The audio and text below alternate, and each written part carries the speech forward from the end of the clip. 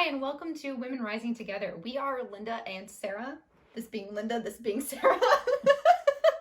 In case that wasn't clear. We just want to say thank you for joining us today. We really appreciate it. If you like us, like her content, think other people should know more about us, go ahead and give us a like, share, comment, whatever floats your boat. We'd really appreciate it. And, we're doing this for you. So if you have any feedback, you're welcome to post that as well. We'd also greatly appreciate that. And we also have a Facebook group called Women Rising Together. So we'll put a link to that if you would like to join in the comment section as well. Today, we're talking about the surge. Now, I just want you to know, we're not people that focus on what's wrong with the world. We're not people that focus on fear and that kind of thing at all. However, I just saw a stat that yesterday we had almost 20,000 more new cases of COVID than we did on this day last year. And so for a lot of us, we thought we were into the home stretch and now everything's ramping up again. And so I just wanted to have us do a Facebook Live to give you some support and to talk a little bit about kind of what's happening and some ideas we have to strengthen yourselves. And so, as we were getting ready to do this, I saw a notification on Facebook that one of our favorite restaurants is closed due to COVID. Then I saw another news item that Twitter had to send all their workers home again from the way they had reopened their offices in San Francisco and New York, and or San Francisco and Austin. I don't remember where it was. Anyway, so this is a big deal. There's a lot going on. And so one of the things we want to talk about is keeping your eye on the prize. What's the prize, you might ask? Your physical and emotional health. Exactly. Not only yours, but the people you love. Mm-hmm. So we're doing a special secret podcast event next week. So you only get to be part of it if you sign up for it. We'll have a link in the comments below. But in the upcoming event, it's called Rocking Your Pandemic Comeback. We have a section devoted to helping you feel stronger. And what we call it is Stronger Me, Stronger We. So why is that important? The importance is it's being able to fill up your own energy reservoir. And so you feel fully resourced. So you are able to not only support and help yourself, but you're also able to support and help other people without any expectation that you're going to get something from them.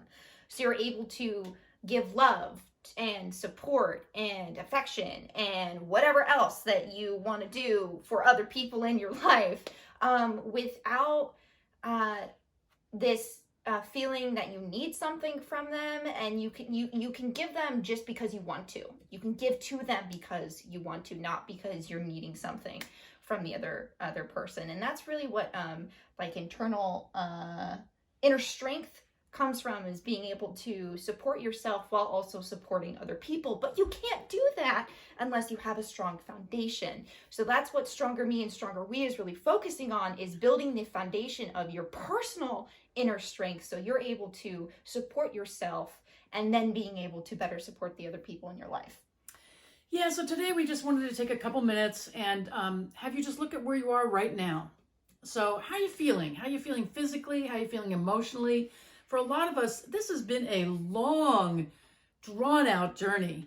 And just when we think things are getting better, they're not. So we're back to torn out from under us, and we're on our butts again. Really? Yeah. Yeah. So just acknowledge where you are. Are you feeling great? And who cares about a surge? I'm fine. Or are you feeling really anxious? What's going on inside of you?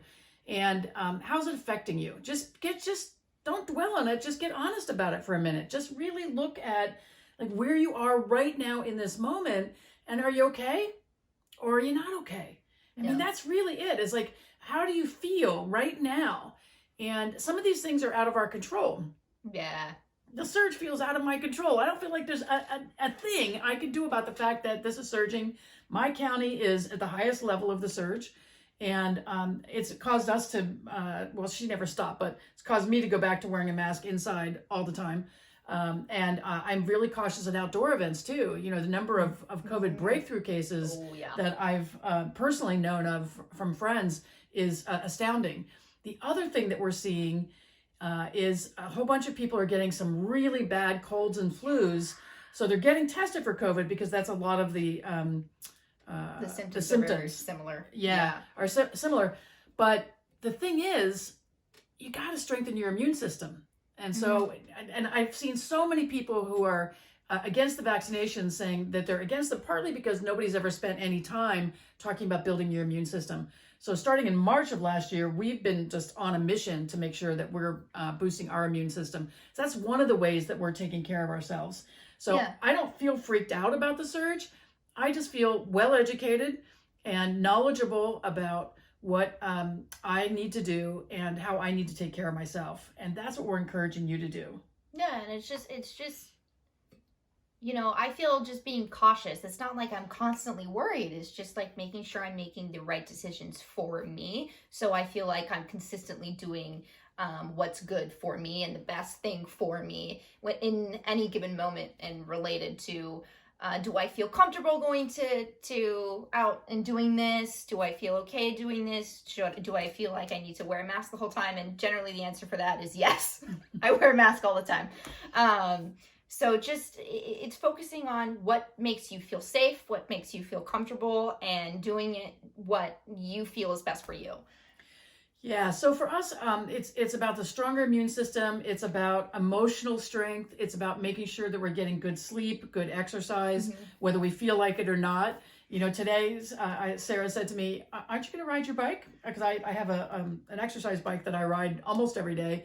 And it was noon and I hadn't ridden yet. Which is why I was asking, because I'm the one that's usually puttering around, and she's like sitting there working, and then at a certain point she's like, all right, I'm going to get on the bike and exercise now. I was like, cool. And by the time I was like, I'm going to eat lunch now, you haven't ridden your bike yet. Are you doing that? Yeah, so I got busy with some work that I was doing, and I just hadn't prioritized it. So, you know, my priority for myself is to make sure I'm doing something to take care of myself every single day, emotionally and physically primarily. Spiritually is also a big thing for me too. So I spend some quiet time journaling. I do some yoga. I do some meditation. You know, I'm doing whatever I can so that I am fully resourced, as we like to say, and so that I can give from a full cup. And I feel like there are a lot of people in the world right now who need support. And as part of what we want to do, that's part of our mission, is to lift other people up and to inspire them to take care of themselves. I am just done with people, men and women, who are putting everyone else first and not taking care of themselves. And it's just not cool. Yeah, and taking care of yourself is, you know, it's going to depend on what you do to take care of yourself is going to vary between person to person. But the most important thing is figuring out what actually makes you feel good and what you actually like doing, what you enjoy doing, the people that you love, the activities you like to do, how you like to spend your time. When you focus so much on meeting everyone else's expectations and doing whatever anyone else wants you to do, you're not focusing on actually what you like to do. So the first step in building that core foundational support for yourself is taking a second and figuring out, oh, right, what is it that I actually like to do? And maybe for you, you might have to actually figure that out. So go on an experiment. Yeah, I've shared this story maybe in one of the podcasts that we've done before, but I remember being at this training event, and I was in a workshop, and it was all men and me. The only other woman who'd been assigned to that subgroup chickened out and just didn't come, so I was the only woman. And so the men were relentless about asking me what I liked and what I did to take care of myself. I had nothing. I mean, nothing. I was so stressed with being the breadwinner and having several children at home, and I just didn't have any idea how to take care of myself in ways that filled me up. And so that was the last time I ever was in a place where I couldn't answer, what do I do to take care of myself? The last time, because they just were at me over and over again. And it was right before my 50th birthday, and they made me stand on the stage in front of the entire workshop, which was several hundred people, and say, I deserve to live and I deserve to be happy. Both of my maternal grandparents were dead by 50, and my mom had her disabling heart attack at 50. So turning 50 was a big deal to me. And it didn't occur to me that I didn't think I deserved to live or to be happy, but that's what these men saw in me. They were really good at knowing what lifted them up and made them feel resourced. They were really good at figuring all that stuff out. And so they just didn't let up. And so, you know, for me, I had to say that over and over again to the group until they believed me. And wow. it was pretty intense. So now I really, when we work with our clients, we're really, really clear that you cannot give from an empty cup, that you've got to be fully resourced in order to be the most effective leader that you can be. And so I just, you know, in the middle of this surge going on right now, I just want to reach out and touch you, you know, put my hand on your back and say, you've got this. And whatever that means to you, whether that means strengthening your immune system, getting on a better food plan, getting better sleep, whatever it is, do what you need to do. Yeah. And keep that eye on the prize, which is your physical and emotional well-being. Yeah. And that's really what at least I would say you want to prioritize moving into the next stage of this pandemic, because it's not done, right? Definitely not done now.